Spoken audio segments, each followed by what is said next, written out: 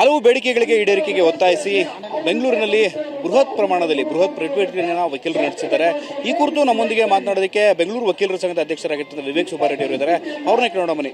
Sir, ಹಲವು ದಿನಗಳ ಬಳಿಕ ವಕೀಲರೆಲ್ಲರೂ ಕೂಡ ಬೃಹತ್ ಪ್ರತಿಭಟನೆಯನ್ನು ನಡೆಸಿದ್ದಾರೆ. ಯಾವೆಲ್ಲ ಹಕ್ಕೊತ್ತಾಯಗಳನ್ನು ಮಾಡಲಾಗ್ತಿದೆ? ಏನು ಸರ್ ನಿಮ್ಮ ಬೇಡಿಕೆಗಳು? ಇಂತಹ ಒಂದು ಬೃಹತ್ ಪ್ರತಿಭಟನೆ ವಕೀಲರ ಸಂಘದ ಇತಿಹಾಸದಲ್ಲಿ ಹೈಕೋರ್ಟ್ನಲ್ಲಿ ಆಗಿರಲಿಲ್ಲ. ಇದಕ್ಕಾಗಿರೋ ಕಾರಣಕ್ಕೆ ಹಲವಾರು ಸಮಸ್ಯೆಗಳಿದೆ. ಒಂದು ಏನಂತಂದರೆ, ನಮಗೆ ಮೂಲಭೂತ ಸೌಕರ್ಯಗಳಿಲ್ಲ. ನ್ಯಾಯಮೂರ್ತಿಗಳಿಗೆ ಎಂಥ ಸೌಕರ್ಯ ಸಿಗ್ತಾ ಇದೆ ಅಂತಂದರೆ ಸರ್ಕಾರದಿಂದ ಸಾರ್ವಜನಿಕರಿಗೆ, ಕಕ್ಷಿದಾರರಿಗೆ, ವಕೀಲರಿಗೆ ಅಂಥ ಸೌಕರ್ಯ ಸಿಗ್ತಾ ಇಲ್ಲ. ಕಟ್ಟೆ ಕಡೆಯದಾಗಿ ಅಂಥ ಒಂದು 20% ಸೌಕರ್ಯನೂ ಸಿಗ್ತಾ ಇಲ್ಲ. ಲಿಫ್ಟ್ಗಳಿಲ್ಲ, ಪಾರ್ಕಿಂಗ್ ವ್ಯವಸ್ಥೆ ಇಲ್ಲ. ಎಲ್ಲ ಒಂಥರ ಒಂದು ಅರಾಜಕತೆಯ ಪರಿಸ್ಥಿತಿನಲ್ಲಿದೆ. ಇದನ್ನು ಬಗೆಹರಿಸಿ ಸರಿಪಡಿಸಿ ಅಂತ ಹಲವಾರು ಬಾರಿ ಕೇಳ್ತಾ ಇದ್ದೀವಿ, ಆದರೆ ಸರಿಪಡಿಸ್ತಾ ಇಲ್ಲ, ಬಗೆಹರಿಸ್ತಾ ಇಲ್ಲ. ಮುಖ್ಯ ನ್ಯಾಯಮೂರ್ತಿಗಳಿಗೆ ಹಲವಾರು ನಾವು ಅಹವಾಲುಗಳನ್ನ ಕೊಟ್ಟಿದ್ದೀವಿ, ಆದರೂ ಸಹ ಮುಖ್ಯ ನ್ಯಾಯಮೂರ್ತಿಗಳು ಇದಕ್ಕೆ ಸ್ಪಂದನೆ ನೀಡ್ತಾ ಇಲ್ಲ.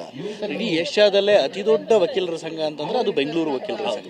ವಕೀಲರ ಸಂಘ ಬೇಸಿಕ್ ನೀಡ್ಸ್, ಕನಿಷ್ಠ ಸೌಲಭ್ಯಗಳು ಬೇಕು ಅಂತ ಹೇಳಿ ಪ್ರತಿಭಟನೆಯನ್ನು ಮಾಡ್ತಾರೆ ಅಂತ ಹೇಳಿದ್ರೆ ನಿಜಕ್ಕೂ ಕೂಡ ಅದು ಹಾಸ್ಯಾಸ್ಪದ. ನಿಜಕ್ಕೂ ಕೂಡ ಆಶ್ಚರ್ಯ ಹಾಗೂ ನಮಗೆ ಶಾಕಿಂಗ್ ಅನಿಸುತ್ತೆ.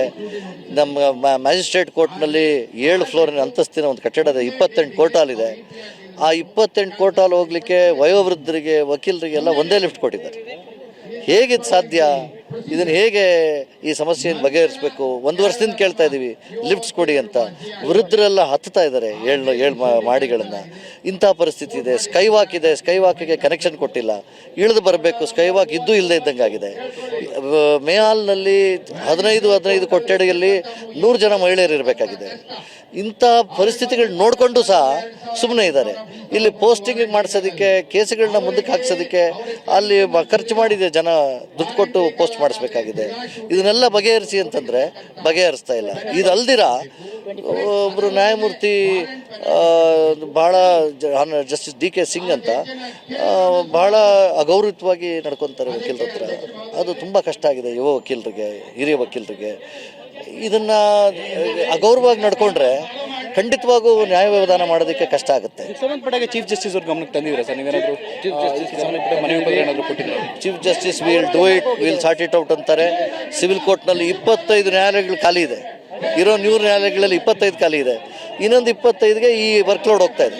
ಸೊ ಅವರು ಕೂಡ ಅಸಹಾಯಕವಾಗಿ ಕೆಲಸ ಮಾಡ್ತಾ ಇಲ್ಲ. ಸಮಸ್ಯೆ ಏನಾಗಿದೆ ಅಂತ ಸರ್? ನ್ಯಾಯಾಂಗ ಇಲಾಖೆಯಲ್ಲಿ ಆಗಿರುವಂಥ ಸಮಸ್ಯೆ ಏನು ಬೇಸಿಕ್? ಒಂದು ಏನಂತಂದರೆ, ವೇಕೆನ್ಸೀಸ್ ಫಿಲಪ್ ಮಾಡಿಲ್ಲ, ಮೂಲಭೂತ ಸೌಕರ್ಯಕ್ಕೆ ಆದ್ಯತೆ ಕೊಟ್ಟಿಲ್ಲ, ಹಾಗೂ ಎಲ್ಲಿ ಕೆಲವು ಜಡ್ಜ್ಗಳು ಅಗೌರವವಾಗಿ ನಡ್ಕೊತಾರೆ ಅವ್ರನ್ನ ಸರಿಪಡಿಸೋದಕ್ಕೆ ಒಂದು ವ್ಯವಸ್ಥೆನೂ ಇಲ್ಲ.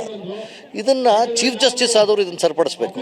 ಕೂಡಲೇ ಇದ್ರ ಬಗ್ಗೆ ಸ್ಪಂದನೆ ನೀಡಿ ತಕ್ಷಣ ಇದನ್ನು ಸರಿಪಡಿಸುವ ಒಂದು ವ್ಯವಧಾನ ಮಾಡಬೇಕು.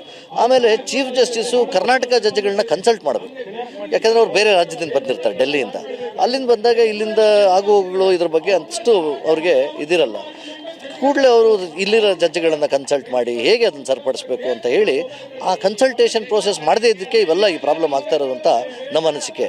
ಆದರೆ ಚೀಫ್ ಜಸ್ಟಿಸ್ ನಾವು ಮಾಡ್ತೀವಿ ಅಂತಾರೆ, ಆದರೆ ಆ ಸೀರಿಯಸ್ನೆಸ್ ಇಲ್ಲ, ರೆಸ್ಪಾನ್ಸ್ ಇಲ್ಲ. ಆದ್ದರಿಂದ ನಾವು ಈ ಒಂದು ಪ್ರತಿಭಟನೆಯಲ್ಲಿ ನಿರತರಾಗಿದ್ದೀವಿ. ಕೋರ್ಟ್ ಹಾಲಲ್ಲಿ ಇರಬೇಕಾಗಿರೋ ವಕೀಲರು ಕೂಡ ಈಗಾಗಲೇ ಹೈಕೋರ್ಟ್ ಮುಂಭಾಗಕ್ಕೆ ಬಂದು ಪ್ರತಿಭಟನೆಗೆ ಮುಂದಾಗಿದ್ದಾರೆ. ಮುಂದಿನ ದಿನಗಳಲ್ಲಿ ನಿಮ್ಮ ಹೋರಾಟದ ರೂಪ ಯಾವ ರೀತಿ ಇರುತ್ತೆ? ಒಂದು ವೇಳೆ ಇಷ್ಟು ಪ್ರತಿಭಟನೆ ಮಾಡಿ ಅವರು ಎಚ್ಚೆತ್ತೇ ಇದ್ದರೆ ನಾವು ಬಹುಶಃ ಚೀಫ್ ಜಸ್ಟಿಸ್ನ ಬೇರೆ ಹೈಕೋರ್ಟ್ಗೆ ಕಳಿಸಿ ಅಂತ ಕೇಳೋ ಒಂದು ಪರಿಸ್ಥಿತಿ ಬರ್ಬೋದು. ಹಾಗೂ DK ಸಿಂಗ್ ಅವ್ರನ್ನೂ ಬೇರೆ ಹೈಕೋರ್ಟ್ಗೆ ಕಳಿಸಿ ಟ್ರಾನ್ಸ್ಫರ್ ಮಾಡಿ ಒಳ್ಳೆ ಚೀಫ್ ಜಸ್ಟಿಸ್ ಕೊಡಿ, ನಮಗೆ ಇದನ್ನು ಪರಿಹರಿಸಬಲ್ಲಂಥ ಚೀಫ್ ಜಸ್ಟಿಸ್ನ ಕೊಡಿಸಿ ಅಂತ ಕೇಳ್ಬೋದು. ಈಗ ಲೆಜಿಸ್ಲೇಚರ್ ಏನು ಶಾಸಕಾಂಗ ಇದೆ, ಶಾಸಕಾಂಗ ಇಂಥ ಸವಲತ್ತುಗಳು ಬೇಕು ಅಂತ ಕಾರ್ಯಾಂಗ ಕೇಳಿದಾಗ ತಕ್ಷಣ ಕೊಡ್ತಾರೆ. ಹಾಗೆ ನ್ಯಾಯಾಂಗಕ್ಕೆ ಇಂಥ ಸವಲತ್ತುಗಳು ಬೇಕು ಅಂದರೆ ಕಾರ್ಯಾಂಗ ಕೊಡ್ತಾರೆ.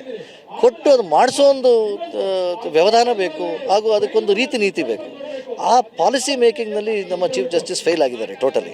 ಅದಕ್ಕೆ ನಮಗೆ ಈ ಒಂದು ಪ್ರತಿಭಟನೆಯನ್ನು ಮಾಡ್ತಾ ಇದ್ದಾರೆ. ಇದಷ್ಟು ಕೂಡ ಬೆಂಗಳೂರಿನ ವಕೀಲರ ಸಂಘದ ಅಧ್ಯಕ್ಷರಾಗಿರ್ತಕ್ಕಂಥ ವಿವೇಕ್ ಸುಬ್ಬಾರೆಡ್ಡಿ ಅವರು ಹೇಳ್ತಿರ್ತಕ್ಕಂಥ. ಕ್ಯಾಮರಾಮನ್ ಪ್ರೇಮ್ ಜೊತೆ ಶಿವಪ್ರಸಾದ್, TV9 ಬೆಂಗಳೂರು.